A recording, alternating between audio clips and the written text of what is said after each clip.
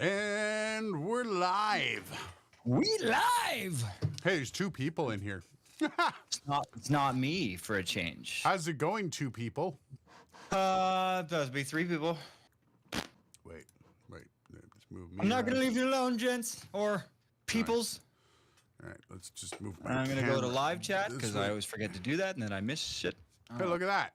Hey, and I think our audio's on point. Is it? That's different. I'm a little off-centered, so I'm gonna lower my No, chair. I'm doing it. I'm doing it. I got you, man. Oh, I got went you. down. I went down. Just to piss you off. I got you. Don't worry. I'm moving Yeah, shit right. around. How's everyone doing here?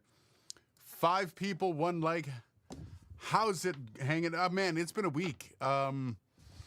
It's also been an interesting one for you. We've got a couple Dylan stories to share. One is why he was off last week. Dude got sick as hell. Well, it should be why I was off the week before, which is because I was hit Do you by want a to start with that cyclist. one? Do you want to start with that one? We'll start there because it all kind of starts there. All So right. there's not much to tell. I mean, it's a bullshit story. I know YouTube's not gonna like that word, but whatever. It's a bullshit story. It's what it is. I was on my way to work, walking down a stretch of a street in Ottawa known as I'm not gonna say the name because someone's gonna come and kill me. Fair. But yeah, because cyclist comes up and I lug in like this is a heavy laptop. This 5570 that is my work computer that I have to take in and lug every day. And so it's like a 30-pound bag that's hanging over my shoulder. And this cyclist comes, their handlebar slam. No warning. I don't wear headphones while I'm walking outside specifically for this reason. Slams his handlebar into my shoulder. His handlebar gets hooked on the strap of my shoulder bag and like flings that bag forward at like what I presume was probably at least like 30. The guy was not going slow. It was like probably 30 clicks, or like 20 miles an hour. And and throws me to the ground with my shoulder at that speed. That was a lot of fun. So ended up good. in the hospital briefly. Thankfully, no major damage. So that's been on the mend. Tore a bit of a rotator cuff. Not a bit of a tore my rotator cuff. Bad news Just bears. a touch of it. Just a touch. Yeah, and then so while I was at the hospital, I got this new strain of this fancy, should I even say it? Because there's people that don't think that it was ever a thing. The COVID-19 virus. And ended up getting some pneumonia as a result of that, which was a ton of fun. Thankfully, it was walking pneumonia. Didn't end up back at the hospital, although I can almost guarantee that's where I picked it up the first time. Man, you just been having a fun old time, eh? Just a ton of time. So yeah, it's been a fun couple weeks. Yeah, everyone sent their well wishes on Discord.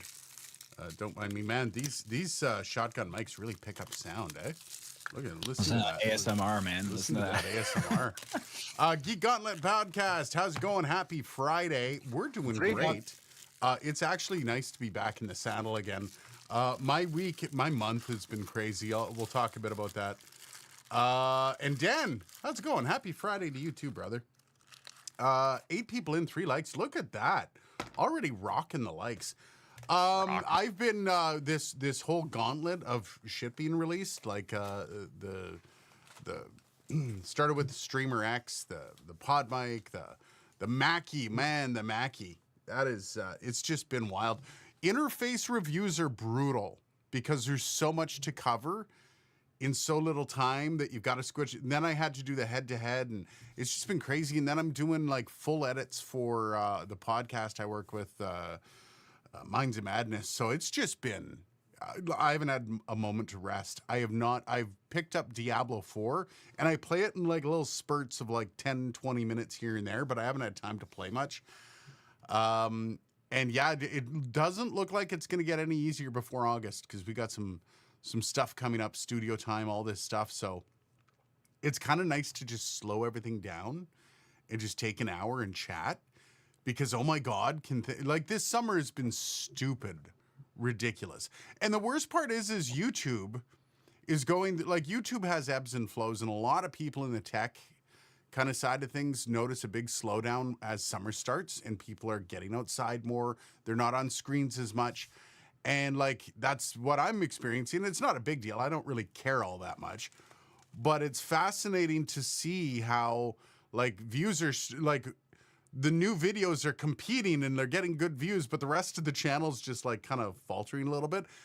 And comments are like non-existent right now. Bandrew with Podcasters was mentioning this, that just no comments. People aren't commenting on stuff. The views are up there. The views are fine, but comments are dead in the water completely. Yeah, well, because people are probably like playing their videos when they're on their car or they're on the way up to the lake or something. You know, they're probably playing this shit on their phone, doing other, like treating it more like a podcast. Like I know I've done some of that recently, especially if you have YouTube Premium where you can just lock your phone while the video's playing. That's kind of cool. I had one guy yell at me because I wasn't announcing the chapters in the videos because he was listening while he was like cooking dinner, and I'm like, it's a physical medium, dude. It's YouTube. They're videos. Yeah, it's a video medium. It's not. There's a reason why if you strip the audio off a TV newscast and you just listen to it as it's horrible. Yes. Because they're using visual elements to tell the story and oral elements. It's a mixture. Yeah. And the other complaint I've been getting, and this is driving me a little bit nuts. So latency is the thing. So we've talked about latency a bit, Dylan. So if you're having latency issues, do you blame the board or the computer? Or obviously settings. It's a multivariate equation what causes latency. I mean, some of it is on the hardware, some of it's on the protocol, a lot of it's on the protocol. But if you've had two boards, both relatively brand new, and you've had latency issues with them both, what would that generally tell you? CPU issues. Yes. Because the largest component in your system that introduces latency is the CPU. Yes. Everything goes through this bottleneck of a chip, which granted is very fast, but processing 44,100 bytes of sets of data from an interface per second, in addition to the other billion things you have to do on the same chip. That's tough to manage. So generally, I put most of the onus on that on the computer. Now, if you're running a USB 2.0 interface, good luck getting past 256 samples at 44.1 in terms of latency. So a lot of it falls on the protocol. Both these Rodecaster Pro 2 and the Mackie DLZ Creator are both 3.0. They're both 3.0. And I've been getting so many comments, people like, I can't handle the latency on the Rodecaster Pro 2. And there is just like a minuscule that you can hear of latency. Well, so I was going to say, like, you can measure that, right? Like when I'm in, I don't know off the top of my head where this, it's in Audition, it's set in the same place. You set the number of latencies, like round trip latency samples. Yeah. And so have you done that? Yes. What's the lowest you've been able to get it to go to? 128, 64? Like how many samples? 64, I believe. 64? That's amazing.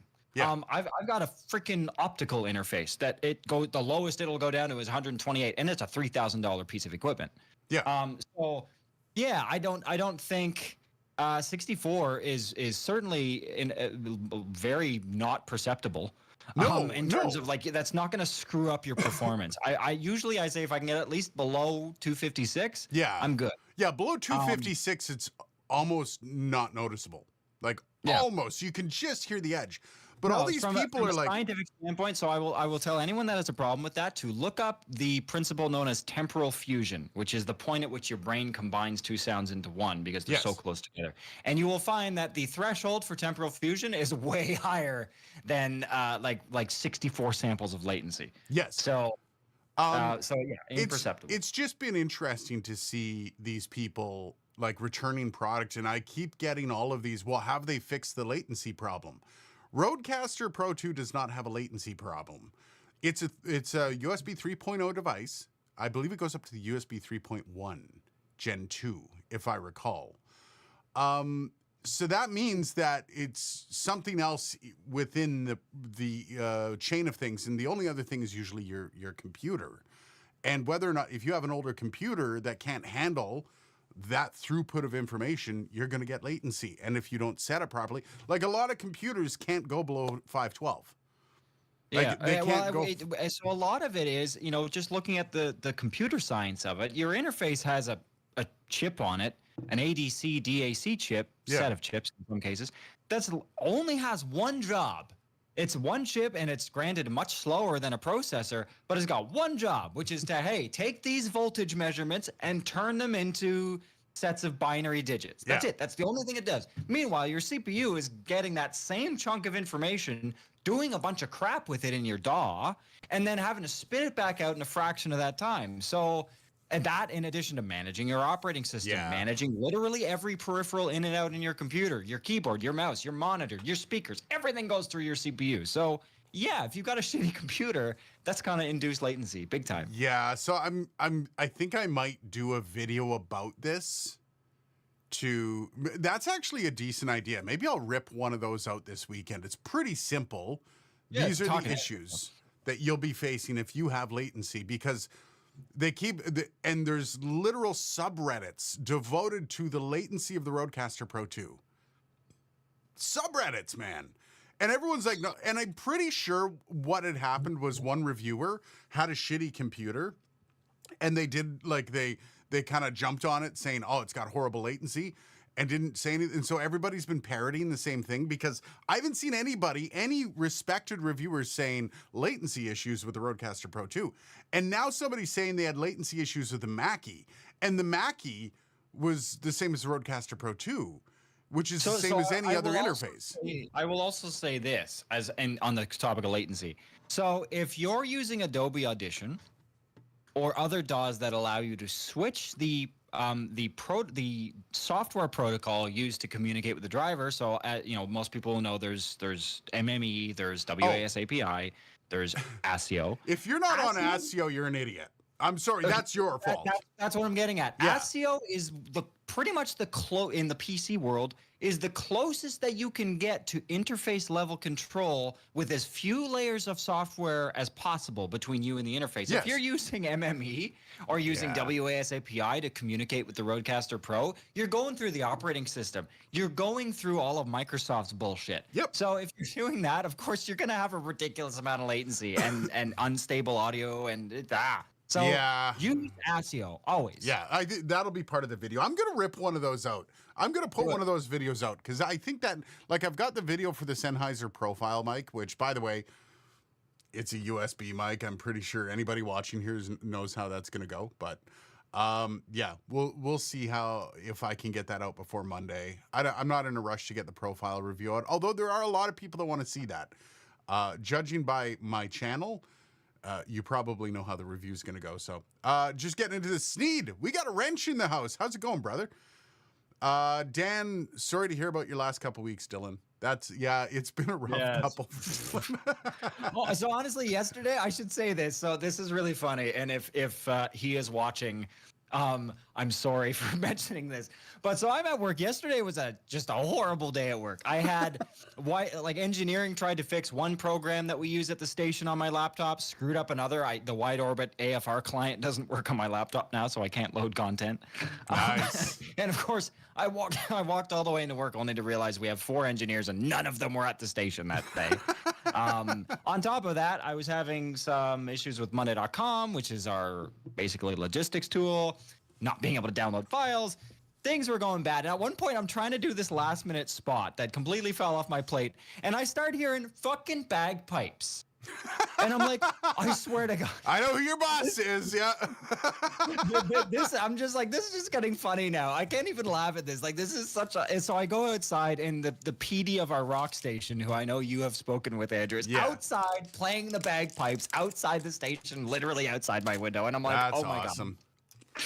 What is happening? Did he do that on purpose just to piss you off? Oh, no. He's a bagpiper, so I'm assuming he must be practicing something for Canada Day. Presumably, he's got a gig on Canada Day. Yeah, but he knows you're working in your office, right?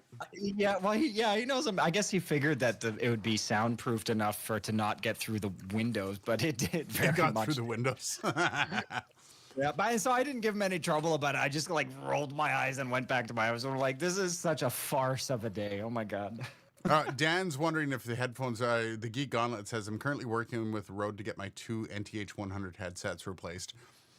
What do you guys like? And I know, I've heard a lot of people say that their headphones are broken. Even my friend Marianne, I put her onto these headphones. She loves them, but she's had a pair break as well.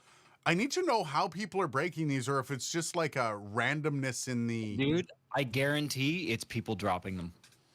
I guarantee anytime I've had headphones die, the only time I've had headphones structurally or even electrically fail is if I drop them. So just a word of warning to people with headphones. I'm not saying you're an idiot if you drop them. It's really easy to drop your I headphones. drop You're mine all the constantly- time. Yeah, you're constantly lifting them, and some of it is structural. Like Shure, for example, Shure headphones cannot handle being dropped. They are almost 100% plastic. They will absolutely crack if you drop them, I'm off especially Shure, on those eh? little flimsy extension bits. Sorry, Shure, but that's one thing with the SRH 440 and the 840 that just. I'm fully off Shure mics or Shure headphones now. I gave my Shure SRH 840s to my son for gaming. Which I like them. They're comfortable. They Yeah. sound good. They look good. Like but it's just structurally, especially again. I used to have the 1540s, which are open back. They have more metal construction, so they can handle a little bit more abuse. Bangs! But Bangs is back. yeah, Bangs, the where you 840 and been, the brother? 440. $5. Thank you very much for that, Bangs. It's dead in here. Play some bagpipes for Dylan and honor Bill C18 passing. Yeah, we're not celebrating C18 here. It's going to be really interesting to see how that rolls out. Just got royal assent in Canada. The internet version of CanCon is upon us. I don't know how this is going to crush Canadian YouTube or whether or not it's going to benefit. Like, for example, the original CanCon laws, while they destroyed a lot of Canadian content in other markets and it destroyed US content in Canada, what it did was it really did a lot for Canadian content. You can thank CanCon for Nickelback. You can thank CanCon for a lot. CanCon is bad for distributors, great for creators.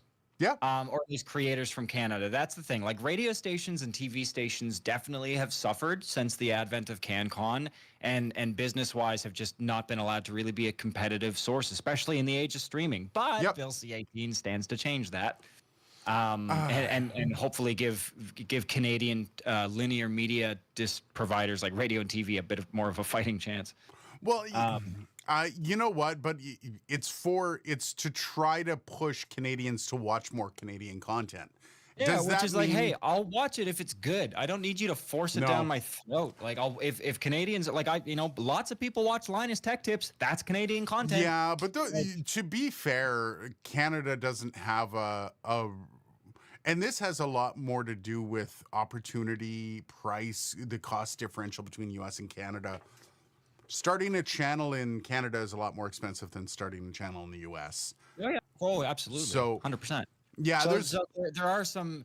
It's funny, the same government that arguably has caused the glass ceiling for content creators is the same one that's now trying to help content creators by a completely backwards, uneconomical solution. Right. Yeah, we'll see how it rolls out. Like, all we can do is sit here and go, and this is the thing about Canadian legislation. Once it's in, it never goes away. Yeah. Oh, yeah, we got lots of stupid stuff like oh no, I probably shouldn't talk about that. No, nothing. Once Canadian legislation is in, like Bill C18, nobody's ever going to repeal it or take it out. It's in, we're working with it. They will update it. So we'll see if the country's in flames from a media perspective by Monday. Yeah, like, they'll update it. Like, even, we saw recently, as of last November, that the Canadian government went and they added a bunch of modifiers to the MLO policy for radio organizations, and the multi-license ownership policy. So they will make changes, and they'll listen to generally what people are saying. And I mean, we even saw that with this sounds so wild if you're not in Ottawa or Montreal. So in Montreal and in Ottawa, actually, is it Montreal? It might be. Montreal too. There's a rule, and Aiden knows about this rule. It's a radio rule called the non-hit rule. They've repealed that, eh? That's gone now. Yeah, that's what I'm saying. And so it used to be up until like literally less than a year ago, where if you owned a radio station in Ottawa or Montreal, 51% of the content that you played had to be non-hit. Yep. It literally couldn't be a hit. Like, I know that's wild to believe, but it's true. And so they repealed that. That is now not a rule anymore. So you've got a lot of, especially after like classic 40 hit stations. Yeah, like Boom now is just totally going for the jugular on that one. They're like, now playing even greater hits. I'm like, oh boy.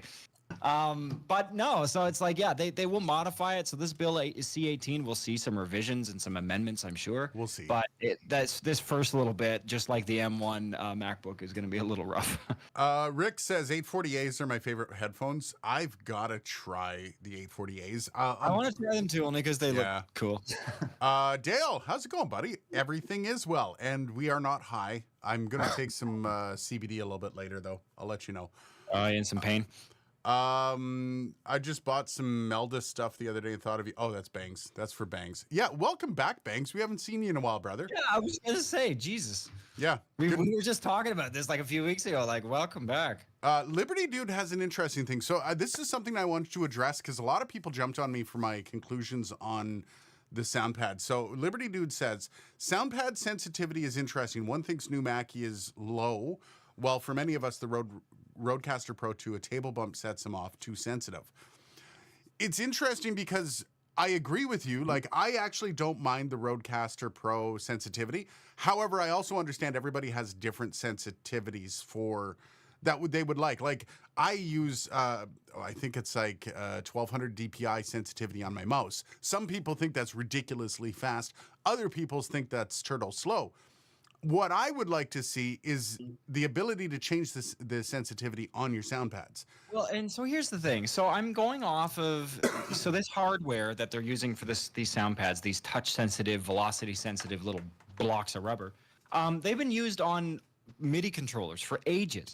And pretty much every MIDI controller, including the one next to me, which is an old Avid M Audio Axiom 25, you can control the curve and the intensity of those pads, like very precisely. So I think that's a thing that can be done via software. Oh, absolutely. And somebody tried telling me, oh, that's really difficult to write in. I'm like, but they've been doing it for years. I've got a $100 Arturia mini key. What are the Mini Lab? Yeah. It's $100 and you have sensitivity, the touch sensitivity in the pads. If you can add touch sensitivity to a pad on a $100 MIDI unit, you should be able to put a little slider scale on how sensitive they're going to be.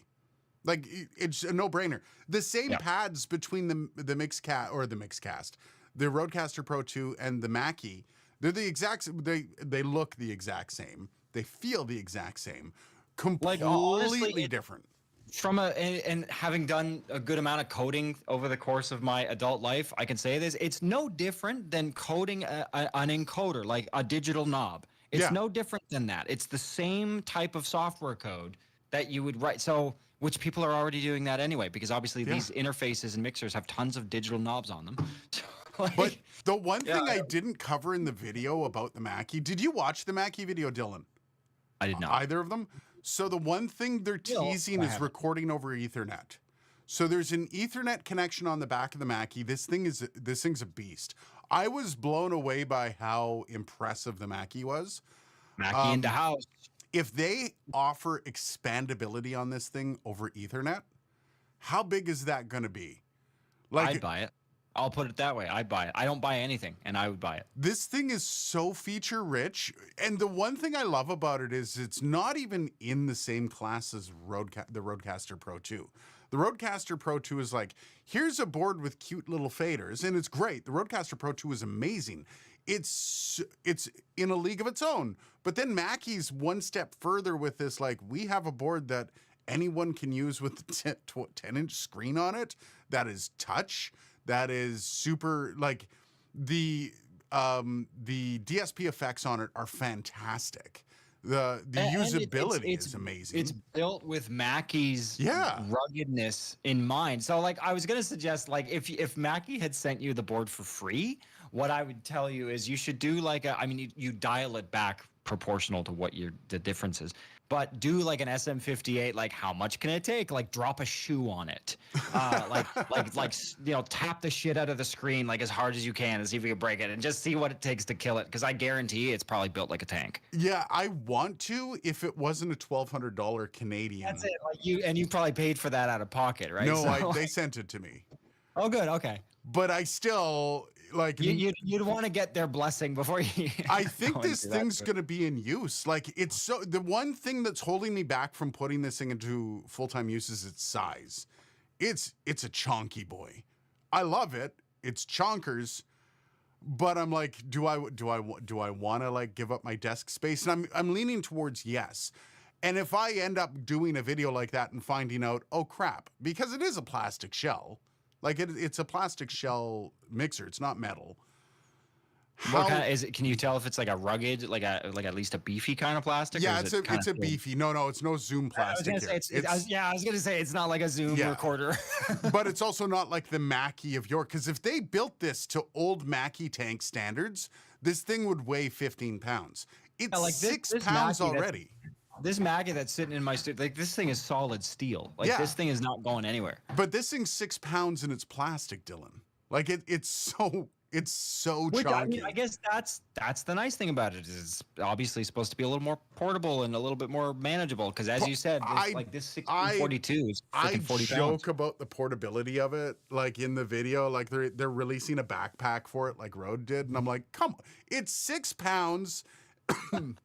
It's the biggest mixer I've ever had on my desk. That's funny. Like, come on. Can you really say that's portable? Like, sure, you got a backpack and you're ripping out this big thing from your... No. It's portable in the sense that it's easy to move. I think that's literally kind of the definition of portable. Whether it's like, I don't know, mobile ready, because I'll draw a distinction between that. Mobile ready in the sense that you're just going to throw it out, set it up in the woods and you're good to go. And it's like, well, no. But is it easier to move than a 1642? Yeah, probably. Yeah, probably. Oh, by the way, not discussing the submarine in the show today. By the way, I'm not getting into that. No, we're not going. That's a whole mess of crap that I just don't want to. I don't want to deal with. It's too controversial. Yeah, there's too much class division happening within it, and yeah, I whatever. We'll stay away from that. Sean says tortoise. Nice to meet you, Sean. Beresford, shout out to my ATH AD700 headphones. Miss you, purples. I don't even know what ATH is Audio Technica, but I've never heard of the AD700s. So I kind of want to try them now. BGS Smoke, my MIDI keyboard took quite the press, so I opened it and modded it to be a little more responsive. I don't know. Like, yes, I would love to like tear this apart and like kind of poke through. I have a great relationship with Rode. If I break something and I call Rode, they'll be like, yeah, buddy, here you go. You broke it. Here's another one. With Mackie, I don't know if I'm there yet. So when I get to that point, maybe I'll be a little bit more liberal of how aggressive I am. I am really curious about certain things. I would love to open up the Mackie and see exactly what's going on under the surface. Never experienced the opposite. Even if the problem was physical crosstalk between the pads, there could be overcome with minimal components. Yeah, like, I don't know. I just feel like if you're going to add so much customizability into a board like that, like there's so much in that board that you can mess with. And Mackie's been very transparent about how much they're going to maintain and update this board. Something as simple as that. This board doesn't even have like some kind of software, which also would be awesome, having some sort of software component to it as well. So I would be curious to see how they're going to roll it out. This thing's been in the works for a long time though. So I think it's, I think they've got a foot up on what they want, because even their Ethernet in the back doesn't offer any internet. So the board has no connectivity as it stands, and they've got an Ethernet in the back. So I'm thinking that's probably going to, at some point, going to be an Ethernet with connectivity, whether or not it can do Wi-Fi. It is possible that, and I'm just putting this out there, that the Ethernet port was originally just put there as a service port. Because companies will do that. They'll be like, oh, why does my Bose have a little USB port on it? Oh, right, so the manufacturer can hack it. If they need to. That's going to piss me off. Possible. Now, that said, there's an Ethernet port, which means there's connectivity of some sort. They're not using it right now. Okay, but here's the thing. When you have to update your equipment by swapping either SDs or USB thumb drives, you're putting your unit at risk for bricking. Almost every unit I know, if you somehow mess up the update process, it bricks it. almost even your phone Well, can I was be gonna say, bricked. dude, even computers. I mean, you Yeah. remember trying to update the BIOS on a computer? That's such a nerve-wracking process. Now there's all kinds of fail safes in place to make it so you Not can all report back. computers. Some of the Well, I if was you've gonna got say a cheap good computers. if you've got a cheap Dell motherboard, there's a good chance you can brick it. Oh And yeah, so like, and that stands to reason. Any like piece of technology, like even my Nikon, I've got to update the firmware on my Nikon, and I'm following the instructions to a T. Like yeah, 100% charged battery, perfectly working SD card. Like I don't want to, well, because yeah, my you Canon, absolutely can brick hardware. if I plug my Canon into my computer, I can update it through the Canon, like just plugged into the computer. Uh, Mhm. that's fine. You're not swapping because the problem with USB drives and SD cards is they can fail Yeah, they could just fail at just the worst time. at any time. Though we're not talking about a USB connection. We're talking about a thumb drive that may have been put through the wash or an SD card that maybe you dropped it and it's Okay, so to put it in perspective for anyone who's on this call, who's Canadian, the national network outage that happened last year as a result of a carrier, that was a firmware update. yep. And that's That all it will takes. cause half of the country to lose internet access for like 4 days. So Brutal. yeah, firmware updates are definitely not for the faint of heart. Okay, give me a second here. Let's catch up here. Has anyone seen the new Yamaha all digital mixer? It's not meant to be a podcast mixer, but it seems like a high end version in this ballpark. Now I need to see it. Thanks, Dan. Yamaha digital mixer. Yamaha $3,500. That's a little much. Analog. I Yeah. mean, again, I'm not surprised. Yamaha shit is expensive. I remember back when I did a proposal for us for the X32s. Originally, I was doing it to replace a $5,400 Yamaha board that they wanted to buy instead. I'm like, well, the X32 does 7 times what that does, Yamaha's and it's got a fraction of the price. Yamaha's got good gear. It's really well They built. do. It's very expensive though. Like, Yeah. I I'll would give you argue that the value proposition isn't there in the same way that would be for some other products. And I like analog aspects to my gear. I do too. Like I mean, again, my Mackie is full analog. There's nothing Yeah. digital about this Mackie. fader throws, stuff like that. I like the analog tactile feel to it and shit like that. Digital's just like you can add resistance to digital, but I don't know. Gigcaster's on the way, Dan. Gigcaster is on the way. It's not in the mail yet, but I'm in contact with a distributor here in Canada, and they're still pumping them out. And I think they're having a hard time meeting demand. This thing is. I'm kind of overwhelmed with gear at the moment. I can't even explain how much gear I have in my basement now. After the release of the Streamer X, the Rodecaster Duo, the Rodecaster Pro 2, the Mackie DLZ Creator, I have this excess of boards that is just ludicrous at the moment. Like, I don't even know what to do with them all. But I feel like I can't get rid of them either because there's a lot of stuff in the future that, like, if there's a Duo update that I should focus on and do a video on. Anyways, the Gigcaster is just going to add to that problem. But I have a feeling the Gigcaster is going to be one that is on my desk at all times. The fact that it's going to be filled with all of the all of the Boss pedals Nice. Yeah. in itself has got me going, really? And you can get pedal boards for them, and I'm looking forward to that. Yeah, that's a neat prospect. All of that. I like it. Yeah, Liberty Dude's asking about the new Boss mixer. It's to me, I think it's going to be really, really cool. It's going to be super niche though. If you're not a guitar player, the Gigcaster isn't going to be for you. I mean, you're paying for a lot of the usability in the, the Boss effects and all that. But I mean, I've never been non-Boss effects. I've always preferred the Boss effects over everything else for live work. For recording, I've used a few other things, but for live work, Oh yeah, it was always for live Boss. stuff. It's hard to beat it. I mean, I can get by with just a shitty combo in my Boss pedal board, and I can get every sound that I personally need, Yeah. even some really eccentric, weird stuff. They if I better need to. have the metal zone in there. They better have the metal zone. You know what I'm talking about. Oh, Yes, it's I know what you're beautiful. fucking talking about. Beautiful. Biggest evolution from Rodecaster Pro to Rodecaster Pro 2 is routing and second USB. Without routing, everyone is competing with the Rodecaster Pro, not the Rodecaster Pro 2. I kind of agree. Like, it depends if you need that routing.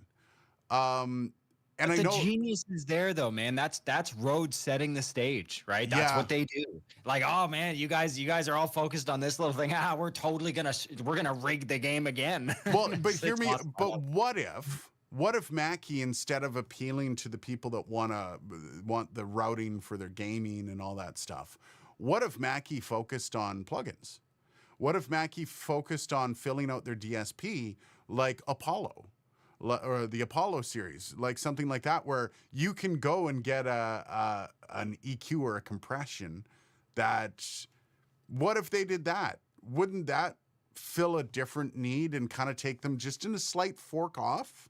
I think it comes down to a branding thing. That's just not what people come to Mackie for. Obviously, they're trying to change that. They're trying to Well, broaden yeah. their scope of their brand, but they've always been like, you go to Mackie because you want something that works and is rock solid. Oh, I got That's confirmation with Mackie, by the way. They have ASIO drivers for all of their gear now, eh? They have cool. Oh, yeah, you ASIO were telling me drivers. about that. Yeah, so we're Yeah. gonna test my like Pro FX 12 and see. Yeah.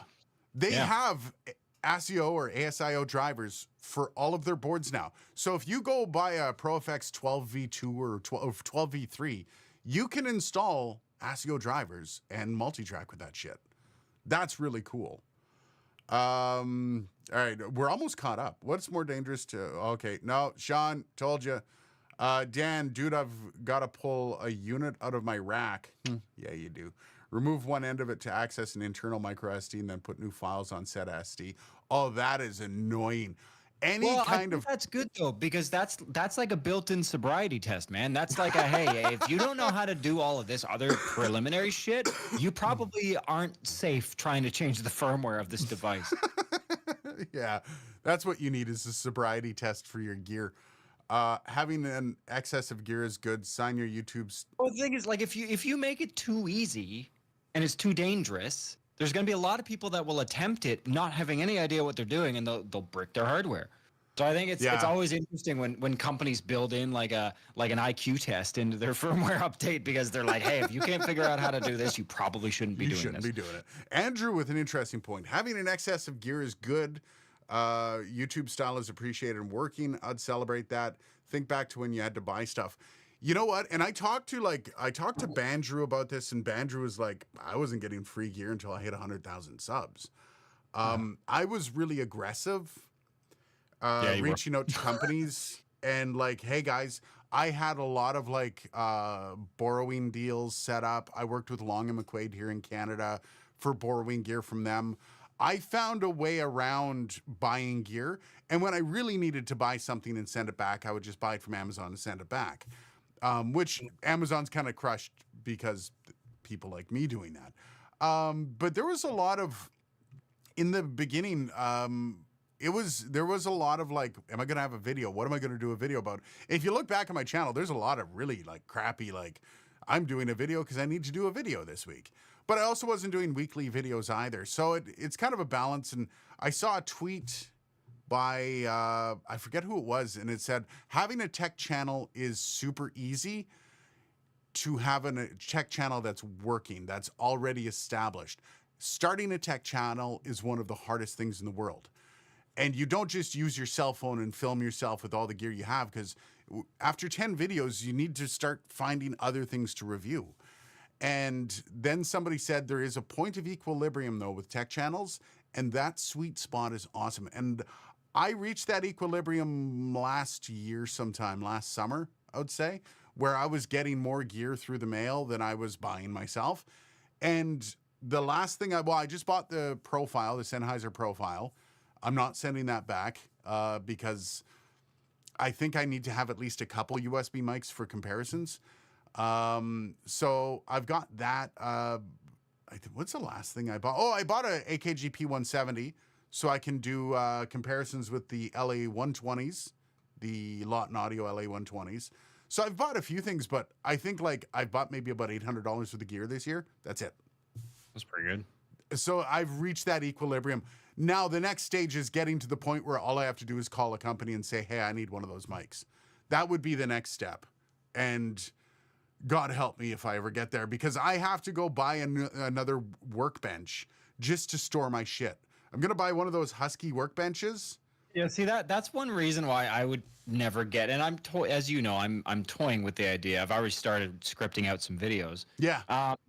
Like I would never get into hardware review because I've got like a gear hoarding problem. I don't have a hoarding problem in general. I literally have no problem getting it, but there's something about gear. Like, dude, there's stuff. I have boxes of crap that I'm like, I fully know I'm never gonna use this. Yeah. I don't Like, help fully that, know. do I? I've got old like RS-232 like like old Vox Pro things from the 80s. Awesome. I'm like, when the hell am I going to use this? But it's like, well, it's a brand new. It's still in the box. Are you telling me I need to stop giving you gear? Is that what you're saying? No, I love it. And I'm not getting to this point. Like, everything has a place, so that's not a problem. But it's this. I know if I started reviewing things and just collecting stuff habitually, like, I've had to get rid of. I'd have to start up an eBay thing and start selling things. I try to only keep what I'm going to be using in videos for reviews, for comparisons. But even then, like, I'm not getting rid of my P420. Great microphone, might find a use for it. I don't really do really in-depth comparisons anymore because Bandrew's really carved that part out of his channel. That's what Bandrew does. And like, for me to do it is just repeating what Bandrew does. So I try to add different value. So there's a lot of microphones that, am I going to use them again? Like the DCM series from SE, great mics, the DCM 6 and DCM 3. I don't know. Am I going to use those again? We'll see. But they're still here and I don't want to sell them. Like that. There's a lot of stuff I'm like, I'm not going to sell. I can't really give them away because everyone I know has a microphone already. Literally everyone I know has a microphone. I can't give them away anymore. And I kind of wanted to support friends and family, but I'm like, well, maybe I'll just get a storage locker. Like, I'll pay for like monthly storage. It'll just be full of mics. Storage locker, like I'll split on it with you, and then we can share it because I got stuff that I would rather not have in my place. It might be worthwhile then like I would have to keep it close to my house though. So let's price it out. Let's see what it would be like per person, and I'll use that to evaluate whether I need to add to my monthly expenses. If you want to split, it'd be a good thing. Split a PO box too. Yeah, that'd be cool. Because those things are like $150 a month, man. Yeah, it's not cheap. They're expensive. Anyways, okay, so back. The Yamaha is called the DM3. Ooh, okay. The Yamaha DM3. DM3. I like it when they have nice, simple model names. DM3 series overviews, and mixers. Not the XM1800S. Oh, that is pretty. Look up the Yamaha DM3 series, dude. I was digging into this. That is gorgeous. It's actually pronounced Hamaya. Hamaya. Yamaha DM3. Oh, that is pretty. Himalayas. Features. Oh, look at that cute little feller. I like lightweight construction for supreme portability. Stop it! Not everything has to be portable, guys. Oh boy. I think when they say portable, I think what they're trying to say is compact. They got a picture of a guy carrying one. Like, it's under his arm like a set of books or something. Come on, stop it. Like, why would you need to do that? Like, why does it need to be that portable? Like, I can carry it to the bus stop. It's like, what are you doing at the bus stop with it? So you can use a wealth of applications to support any venue. They've got a phone app. They've got an iPad app. That's cool. Dude. Professional quality live streaming has never been easier. So yeah, it is kind of being aimed towards streamers, and that is just a thing of beauty though. He's pretty. Accurate control of monitor levels. I love how clean it is. That's just it's so clean. Well, shit, now I gotta multi-track recording to USB to host. 2-track recordings possible using a USB memory stick and USB connector to the front both consoles. So how much to a host? Connector to the front of both consoles. USB to a memory stick, multi-track So- recording company, Dante, virtual Okay, so sound card. multi-track to a host, like to a software host. Yeah, That's cool. Virtual sound card is Dante virtual sound card is not included. Interesting. I kind of want one. I'm Look at the back of it. She's got a primary and a secondary Ethernet port. Both are those chonky, like lockable XLR type Yeah. Ethernet ports. 22 channel digital mixer is $21.99. Pre-order now. That's actually quite decently priced. And especially given the size of it, which isn't that. Now crazy. I gotta find a contact at Yamaha. Yeah, Yamaha is Long and McQuaid. Long and McQuaid has their distribution. So Yes, yeah. Or Yorkville has their Yorkville. distribution. Yorkville. Okay, I need to get a contact at Yorkville. Yeah. I need another No, board, call Long kids. McQuaid. They'll put you. I mean, that's their Yorkville is Long. Yeah, but I want it. So. I want one to keep. I want to keep one. I don't want to borrow one. Plus, I think I've got a financial cap. They're not going to lend me something like, over. to ask Long and McQuade for a contact at Yorkville. Yeah, I'll do that. That's what I mean. they will We're tell way you. behind. We love you guys. Sorry, man. Sorry. Canada didn't have an outage. We had an analog day. I didn't have an outage if you're a Bell.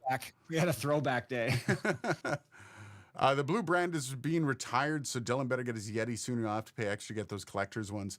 The blue brand being eaten by Logitech. How do you feel about this, Dylan? I don't really care about Blue, so I'm like, all right, whatever. It's a little company. Blue eaten up by isn't Logitech. just USB mics, though. I know. No, they do like the blue bottle, the baby bottle. Like they make lots of mics that people swear by. I personally don't use Blue's products. Yeah, so I don't really... but what about a peripheral company eating up the brand? Now, I'm granted they're probably still going to be offering. It'll just be the Logitech bottle now, or whatever they rebranded as. Well, I imagine some product lines, because there's some product lines that quite honestly are not, or some verticals that in and of themselves are not very profitable. Pro niche audio is one of those. So the problem is the blue bottle's a good product. It's expensive to make and not many people are buying it. Yeah, no. So you can't really mass produce it. These peripheral companies, they're in the mass production business. They're not Yeah. interested in making something that 300 people are going to buy. So I would be nervous if I was a pro investor in Blue that things like their tube mic lineup, their condenser mics, that those are going to disappear slowly. Yeah. But their USB mics and stuff, I'm sure will continue, no problem. They'll probably get better actually. Yeah. Rick says, I'd love to watch a TV show, Gear Hoarders. No, I would be Starring- like, I'll be the host of that show. Starring Dylan and Aiden. Yeah. Oh, Any thoughts to expand either ventures like running a studio and leveraging that for content as well? Oh, Daniel Oh, Gaudette with an Hitting interesting the question. nail on the head. So how do I put this? I can't give anything away here. Dark Corner Studios, the long-term goal for it is to be a production house.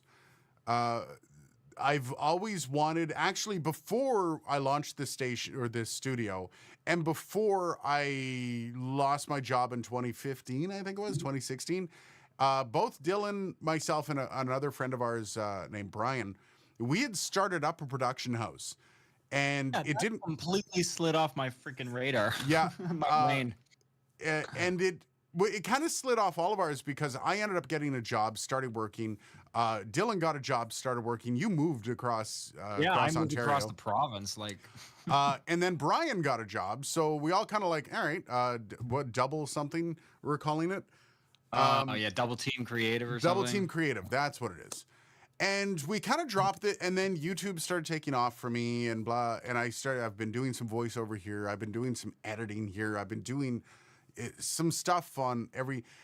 Now there is a pretty big thing happening over the next 6 months. Not necessarily with this channel, but with Dark Corner Studios involved in. It's going to be a YouTube channel, and yes, you guys will know about it. And that is looking like it's going to be rather big. I don't want to like set any alarms off because you never know with YouTube. YouTube can flop the best ideas, or some of the best ideas can just take a long time to grow. But there is something in the works right now, and that's all I'm going to say. Now, the ultimate goal, the ultimate build out for Dark Corner Studios has always been to be a multifunction studio that will offer YouTube, podcast, and music recording, which would be like a build out like what LTT did, where they had their own studios, they had their own filming locations and all that stuff. That is the ultimate goal. We are not anywhere close to it. Make sure get subscribed if you want to see that happen in about 5 years. But that's something that's definitely in the cards. Growth factors into that 100%. I can't afford my own studio build out. Just a music studio is what, 300,000, Dylan? I would say at least like whenever I'm budging out a studio, I honestly try to be somewhere between like the cheaper end would be like 100K. The optimal would be like $1 million. $1 million. So yeah, let's say 500,000 just to keep it in the mid. Yeah, and you can upgrade as you that's go. Amazing budget. Like if you got 500K to play with, you're gonna have a kick-ass space. Yeah. So this is the thing where it's like, okay, so yeah, I can definitely set up an office and I can get multi backgrounds. I could probably start to afford that very soon, but it doesn't make any sense. I want to make this kind of a proper growth strategy. So yeah, it is something that's on the cards, and that's kind of what I've always wanted for Dark Corner Studios. It's an infotainment style channel that doesn't just focus on mic reviews. It focuses on a multitude of audio and fun and content creation. So thanks for the question, Daniel. Nail hit on the head. Liberty Dude says I can donate to local schools. I have been looking into that, and I'm already in talks with. So my Mixcast 4 went to a drama program, and the problem is getting through the red tape of schools in Canada. So I'm already in talks with a couple schools. We have a Canterbury High School, it's called, in Ontario or in Ottawa. And I'm trying to cut through some. I'm an alumni. All right, you went to Canterbury, of course you did. Canterbury. So I'm in talks with some people to try to figure out ways that we could, because I would love it to be a give and receive relationship. Maybe there's something we can incorporate using some of their space.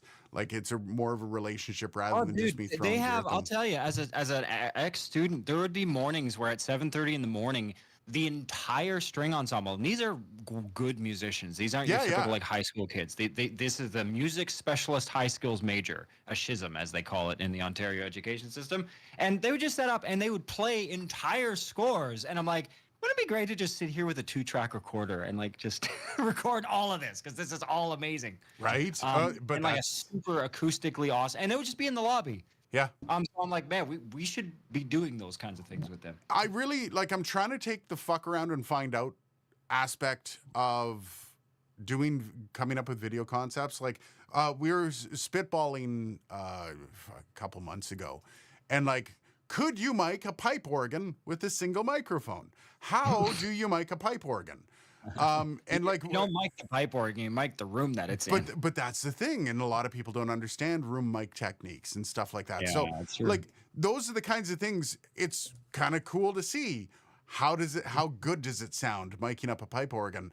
And I've already talked to some companies about maybe they would like to get in on something like that and like see how the process is. And we have a pretty big pipe organ here in Ottawa, so those are the kinds of things that I'm trying to build out to and use other spaces to avoid just this background. And we're actually starting that process tomorrow. So there's a lot of building out. Andrew says, would a Dark Corner Studios production house include audiobook production? I hear it's the big growing part of Hindenburg's software suite. Audiobook production? I mean, I don't see why not. Like, yeah, like it would be easy to do. Audiobook production is one of those things. There's a lot of like lost money in audiobooks now. It's not a very lucrative vertical.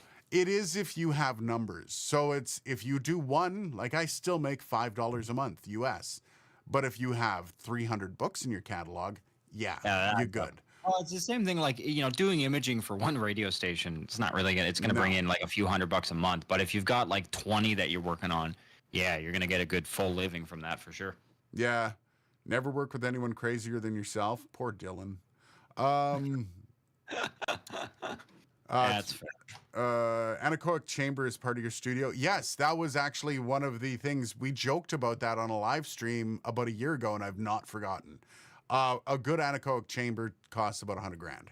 So yes, there are big dreams in Dark Corner Studios, and there's like things that I'm constantly keeping an eye on. I don't spend money from this channel on anything but this channel, right? Like there's no, I don't go out and spend the money, make the money off YouTube and then go spend it on other parts of my life. This is like a very sectioned off piece of my life, all the money that I make on here. So, and I want to build it that way. I want it so it's kind of, I don't dream of hiring a video editor. I don't dream of hiring script writers and stuff like that. I dream of like being bigger with productions, being bigger with concepts, being able to envision something and actually execute it where it's good content. I'm gonna send you some cool so a few years ago, me and a friend of mine who used to be a sales rep, we teamed up to do like recorded audio sort of narrative long form pieces for weddings and stuff. People would pay us to do these. Oh yeah. For their weddings, and I would produce them, soundscaping, perfect music selection, really witty writing. She would do the writing, and it was very lucrative. Like there was a lot of people that loved how these things sounded and loved the idea of like pulling this out last second at their event. And it wasn't just weddings; it was like people's retirements, people's like 30-year work anniversaries, like all kinds of events. We live in the government central of Canada, and you know that the government is looking for audiovisual shit all the time. Yeah, there's a lot. Sean says, is it Sean? Yeah, when construction work is done in Parliament, I want to go to Ottawa for Canada Day. That's in another 15 years, dude. Construction on it's actually, I'm not even kidding. It's a 15-year project. It might even be 20. So you might just want to come up. Yes, it is July 1st. It was a clusterfuck. I mean, you can go and see the Centennial Flame. Yeah. So at least there's that. We gotta go in a few minutes here, just so you know. Have you looked into AI audio generation software for background tracks, Andrew C? I have. It's pretty cool. The problem is when you look into a lot of AI generation. A good example is the Photoshop AI generator of fill. And I went in there and I was doing up a thumbnail for the Sennheiser profile. And I just figured I'm going to just select the whole background and put music studio. And it gave me a picture of some warped ass looking microphones that were generated out of just randomness. So they weren't actual microphones. And they were weird. They looked like they were microphones from another world. So here's my 60-second rant, less than that, 30-second rant on AI. All right, ready for this? So I asked ChatGPT months ago what its understanding was of the human perspective on a scale of 1 to 10. And it told me 1.2 was the answer that I got. And then so further discussion in that ChatGPT conversation revealed that AI really has no idea anything about human subjectivity, because human subjectivity is based on emotion. AIs don't possess emotion or any kind of thing that's analogous. So here's the thing. Everything to do with content and art is rooted in human subjectivity. Yes. So you're going to get really good concepts from AI, but at least for the time being, and I'm not saying this is going to be forever, but certainly where we are at with AI is you're not going to get a perfect finished product from AI yet. No. We're not there yet. No. We're not there yet. AI needs to collectively have a better understanding of the human perspective in order to be able to make something that they can cater to that perspective. Oh. Do you see that? Do you see that orange juice commercial about Trump? It was Trump running an orange juice commercial. I'm like, it was funny because it was so bad, but like there was nothing about it that I'm like, yeah, that's a real advertisement. Like, no, it's so horrible. I was listening to somebody talk about this, and the one thing they said is when you watch Star Trek: The Next Generation, you literally have on there an android that's only goal is to be emotional.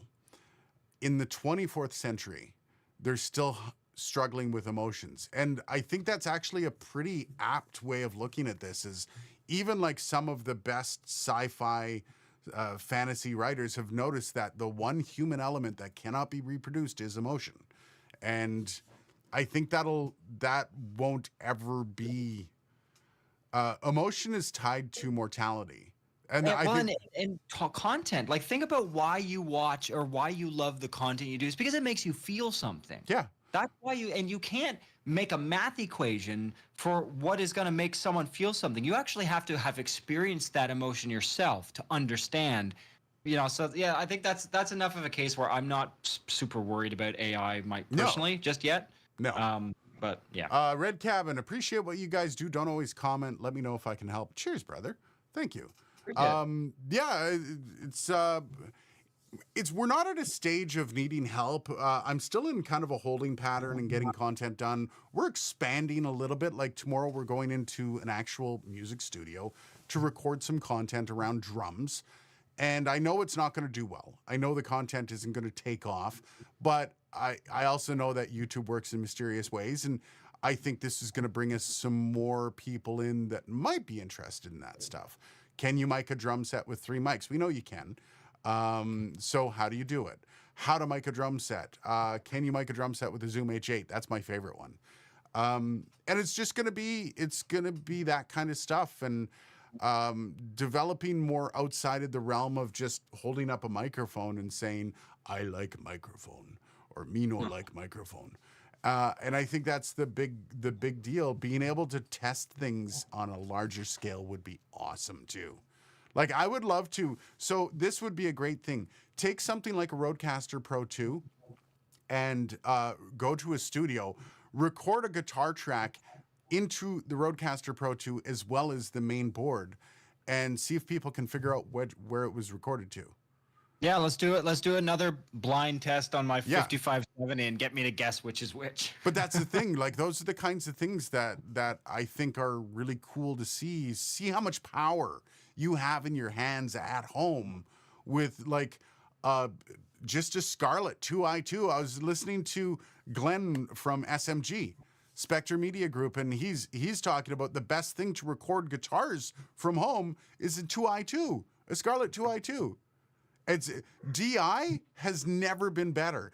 In order to get a shitty DI, you actually have to try hard, right? So it's looking at or use something really old. Yeah, no kidding.